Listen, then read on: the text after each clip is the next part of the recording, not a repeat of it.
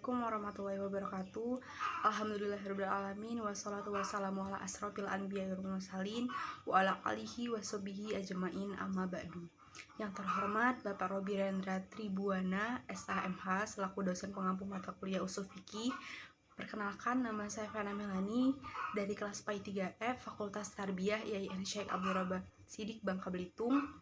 Dalam kesempatan kali ini saya akan menyampaikan video pembelajaran terkait materi tentang am dan khos dalam memenuhi tugas UAS yang Bapak berikan.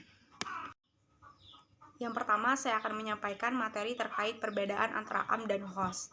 Am menurut bahasa artinya merata atau umum, sedangkan menurut istilah ialah lafaz yang meliputi pengertian umum terhadap suatu atau semua yang termasuk dalam pengertian lafaz tersebut. Dengan pengertian lain, am adalah suatu perkataan yang memberi pengertian umum dan meliputi segala sesuatu yang terkandung dalam perkataan itu dengan tidak terbatas.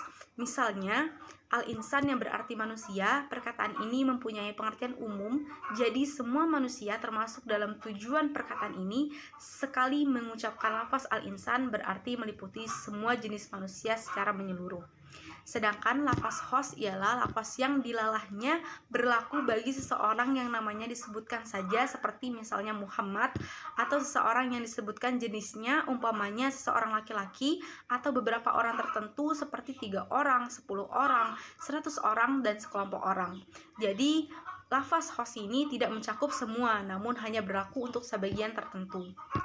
Lafaz khos ini kadang berbentuk mutlak, yakni tidak dikaitkan dengan sesuatu, tapi terkadang dikaitkan dengan sesuatu yang dinamakan muqayyad atau sesuatu yang sudah jelas, dan terkadang dalam bentuk amar atau perintah, dan terkadang dalam bentuk lahi atau larangan. Jadi dapat disimpulkan bahwa am dan khos ini sangat berbeda dan bertolak belakang, karena lafaz khos merupakan lawan dari lafaz am. Jika lafaz am memberikan makna lafaz umum, yaitu suatu lafaz yang mencakup berbagai satuan-satuan yang banyak tanpa dibatasi oleh jumlah tertentu, lafaz khos ini adalah suatu lafaz yang menunjukkan suatu makna khusus. Selanjutnya saya akan menyampaikan bagaimana pembagian dan contoh am. Am dibagi menjadi dua, yaitu umum syumuli dan umum badali, di mana umum syumuli ini merupakan semua lafaz yang dipergunakan dan dihukumkan serta berlaku bagi seluruh pribadi. Contohnya itu dalam Quran Surat An-Nisa ayat 1. Dalam ayat tersebut, seluruh manusia dituntut untuk bertakwa tanpa terkecuali, maka lafaz yang seperti ini dinamakan umum syumuli. Adapun arti dari Quran Surat An-Nisa ayat 1 yaitu, hai sekalian manusia, bertakwalah kepada Tuhanmu yang telah menciptakan kamu dari seorang diri. Yang kedua, umum badali. Umum badali ini merupakan suatu lafaz yang dipergunakan dan dihukumkan serta berlaku seperti afrod atau pribadi. Contohnya dalam Quran Surat Al-Baqarah ayat 183 yang artinya, hai orang-orang yang beriman, diwajibkan atas kamu berpuasa sebagaimana diwajibkan atas orang-orang sebelum kamu agar kamu bertakwa. Contoh am. Yang pertama ada lafaz kulun. Contohnya dalam Quran Surat Ali Imran ayat 185.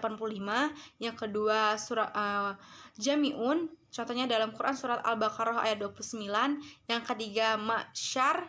Contohnya dalam Quran Surat Al-An'am ayat 130. Yang keempat kafah.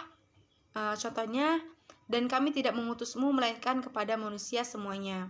Yang terakhir, pembagian dan contoh khos. Yang pertama, mukasis mutasil, di mana ini merupakan makna suatu dalil yang mengkhususkan, berhubungan erat atau bergantung pada kalimat umum sebelumnya.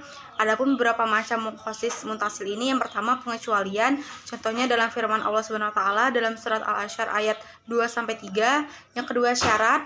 Contohnya itu dalam firman Allah Subhanahu wa taala dalam surat Al-Baqarah ayat 228. Yang ketiga sifat, contohnya dalam firman Allah Subhanahu wa taala dalam surat Al-Nisa ayat 42.